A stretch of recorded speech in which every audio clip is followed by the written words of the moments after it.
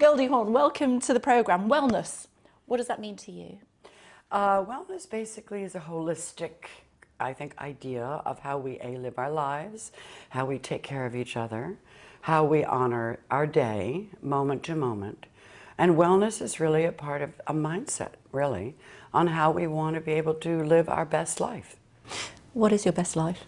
Your best life is being mindful, caring about others, eating appropriately, loving your children, being there for them, enjoying life, spending time in nature, understanding what it is to be able to have an optimum experience, and being able to work with the obstacles that come into your life with a more optimistic view of how you can get over the problem. Because life isn't easy, but it really is staying aware, isn't it? And being in this present moment rather than living in the past or ruminating all the difficult things that you went through.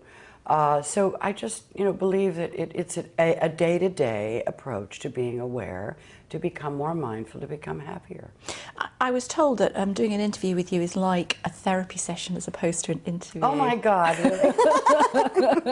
What do you think of that? I don't know. That's a compliment, actually.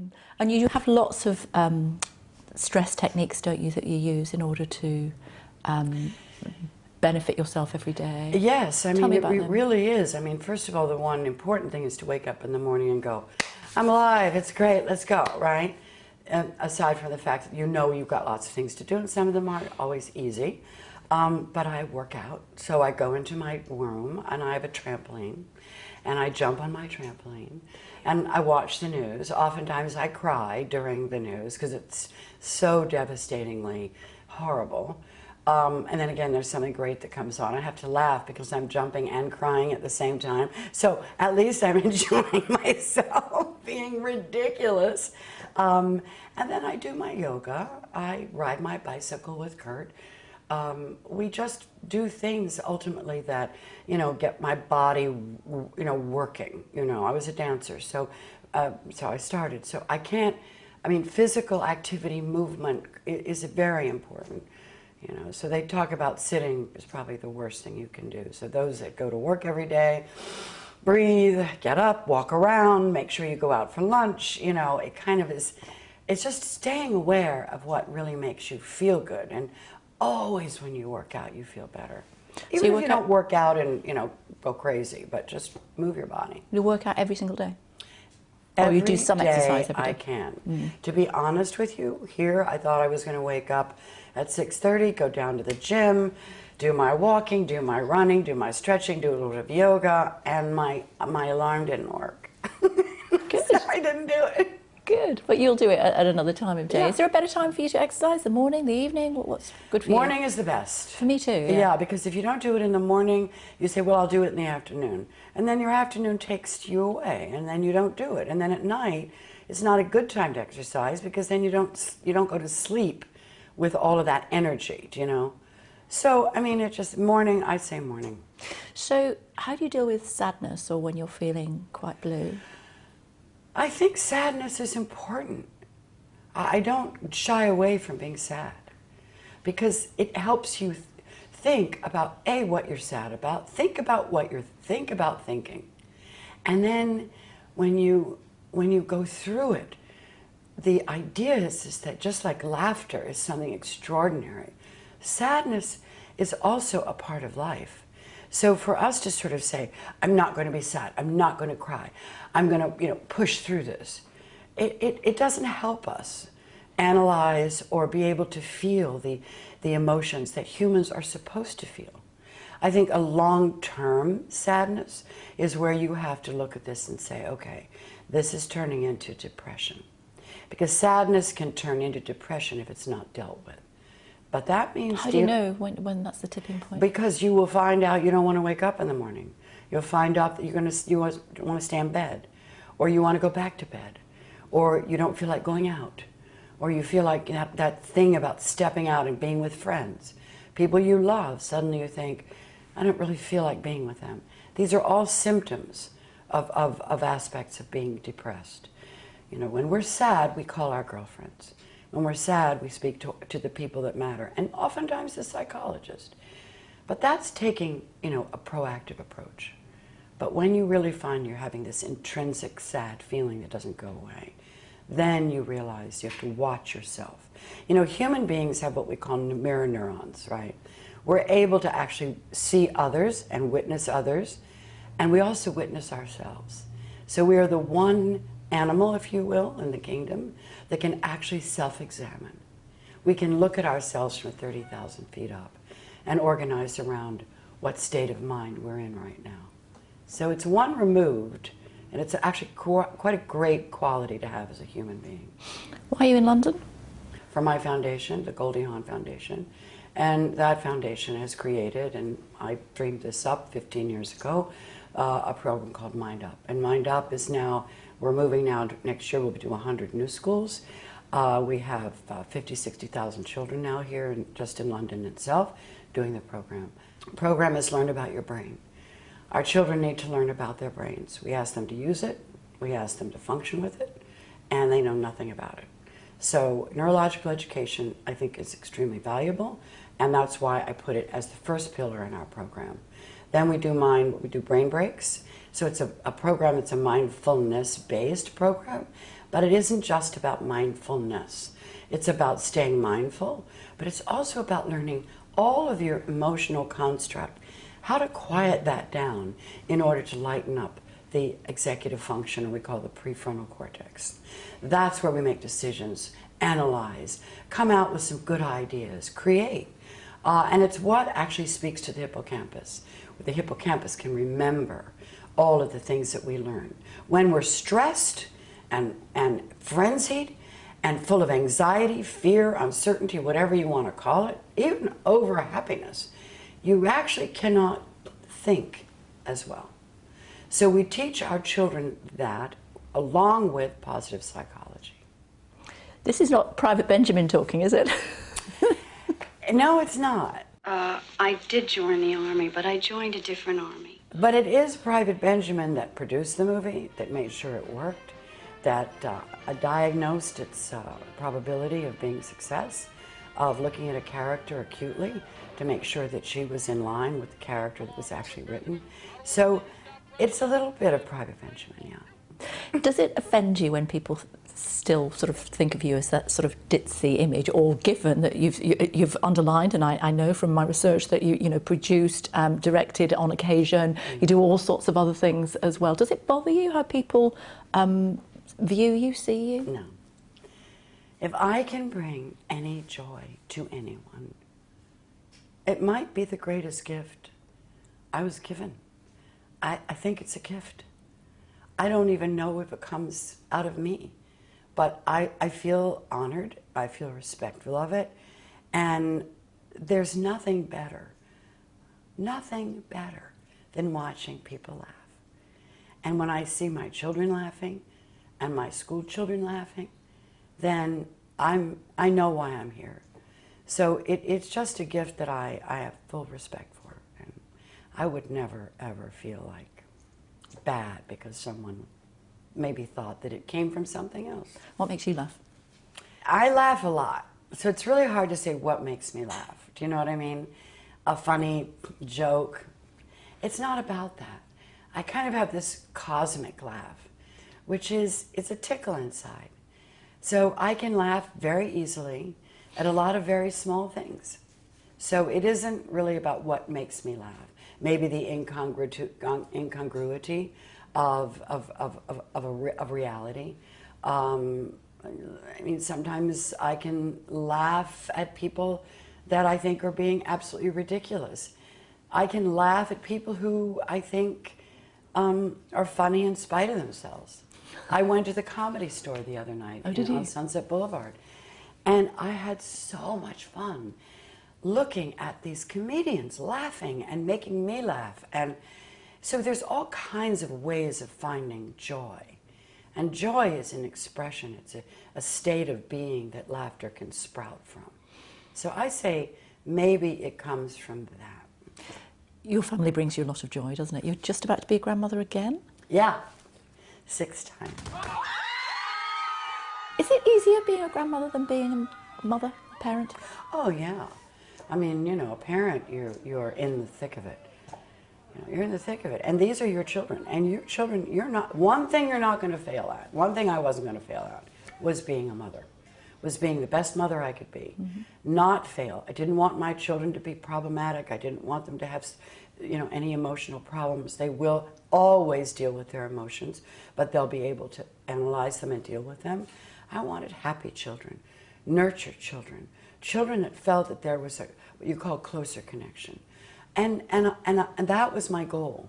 But I was also producing, acting, writing, stirring the pot, the chicken, on the phone, babies in my hand, and making sure that when I came home at night from work that I had my mindful moment before I walked into the house.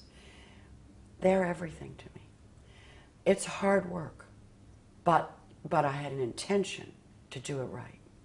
Now that I'm a grandmother, I get to help other children, but being a grandparent is much easier. Hand them back at the end of the day. Did you want your children to follow you into your profession, though? My children were able to choose whatever profession they wanted. There was no pushing. There was only demonstrating on if and when they wanted to do it. They had to do it right. Be kind, be respectful, have a work ethic, and don't expect anything. And learn about rejection. Because rejection is real. You go in, you do your best, thank you very much, and you don't get hired. There's all kinds of people that have to. You do become, you know, a star if you want to do that, or even in the limelight for whatever reason. You'll be judged. There'll be a lot of negative things said about you. People will perceive you differently. You just have to be able to stay your own person and be able to look at that and say, that's them, and this is me. And they don't know me, really. So it's kind of like a Rorschach test. This is where you look at an ink blot, and you can project whatever you want onto that. But it doesn't necessarily mean it's true. So what we wanted our children to be healthy and balanced, and that's the main thing. Now, did they all go into show business? Yes, they did. And Katie said to me, Mom, I want to do, you know, I don't want to go to college right now. I just want to have 1 year of after school, and I got that. And I will try, and if it doesn't work, I'm going to be going to NYU. I said, great. And of course, after a year, as we know, she took off.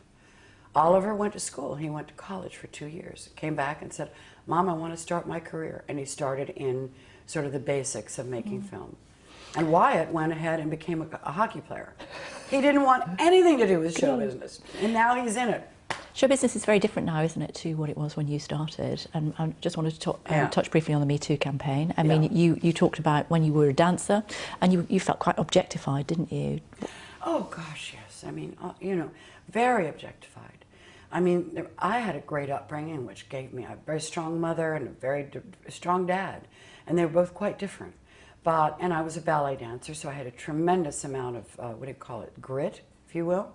But when I went to New York and I went out there to try to, you know, dance on, you know, not telly, but I was on, you know, I wanted to be on stage, you know, I did what I had to do to earn money. So, you know, I danced, you know, at go-go. That was the times with the go-go dancing, and I was able to make my money that way so I could keep studying. And I danced at the World's Fair, and then I went. So I was working. But objectified, you know, I wondered how, after what I had gone through, how I still love and adore men. And I always will. Learning more about the male brain and understanding the difficulties of how to control their sexual urges, I have a lot of compassion for them. I don't have compassion for men who believe that they have these entitlements to be able to do the things that they do to women, and when they don't get what they want, to downgrade them, to abuse them verbally, to make them feel less than what they are. I think that now we've reached a point where we actually are looking at, you know, equal pay and ability to be respected. There's nothing greater than a man and a woman that can work together, because our brains are so beautifully different, but we can solve problems in a much refined way if we work together. It doesn't always work though, does it? Like the First Wives Club illustrates beautifully how it well, doesn't that was work a out. movie. Yeah. I gave Aaron a home. I washed the shorts. I ironed them. I starched them. Oh, you did? Yeah, well, I mean, I supervised. I've had 2 successful marriages. You've been married before, haven't you? But then Yeah. you decided not to marry Kurt. No, I don't want to marry. No, neither does he. Why not? Because it was great. You know, I was married twice. It didn't work. Marriage didn't mean suddenly everything was going to work. And the last thing you want to do is stay with an institution that, you know, basically says, here's the rules, here's the way it is, and so on and so forth. I'm not that kind of person. It didn't work. That's fine. It's just problem solving, really. And Kurt felt the same way. And so we decided we didn't want to get married, right? So then, I guess about 10 years into our marriage, we said, okay, guys, now, do you think we should get married? And they all said no. No, they loved it the way it was. They felt good. They felt secure. And I think it's important. Now, do our children want to get married? Yes. So it's not about not getting married. It's about waking up every morning and saying, am I in love? Is this the right place for me to be? Are we sharing the right things? Do we have a family to love and protect together? Do we have basic needs and basic drives and basic objectives? Those are the things that we look at to find out what are the seeds of happiness that we're planting. Do you have any mindful techniques that you could maybe teach me? Yeah, I mean, first of all, you know, a mindful technique starts with quieting the mind. And when you learn to quiet your mind and you learn to settle down all of those thoughts and all of that talk and all of that self-talk, then you'll be able to really start watching your mind instead of just being inside of it, where you can't find your way into a peaceful situation all by yourself. So I would say that the first thing to do is to take time throughout your day, whether it's in the morning. I think morning, afternoon, and evening is great. A lot of people believe that 20 minutes in the morning is good. I think it's great. A lot of us don't have time. So I would quiet my mind, I would follow my breath, and realize that breath does change the brain. So when you're breathing and you breathe in and you breathe out, you begin to relax your entire body and your brain. When your brain is now watching all the thoughts that are going through your brain, let them drift away. Don't attach yourself to any thoughts. Your brain thinks no matter what, so we're called taming the brain and creating more mental fitness. That's how we're able to let go of the thought and come back to your breath. Just follow that. And when you begin, you start strengthening these positions in your body and your mind that actually reduces stress and is able to actually watch yourself. So it develops fitness, metacognition, and also self-regulation. So therefore, when your children are bothering you, when your husband might be upsetting you for some reason, or just being outside and seeing all how crazy people are out there driving their cars and, you know, losing, you know, road rage or whatever you want to call it, what at work, whatever it is, take a breath, sit down, and realize that it's only a job, it's only a car. It is your children, it is what matters, and you will then realize to do what's right.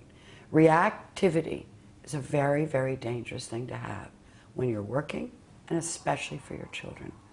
So that would be the first thing I would say to become more mindful.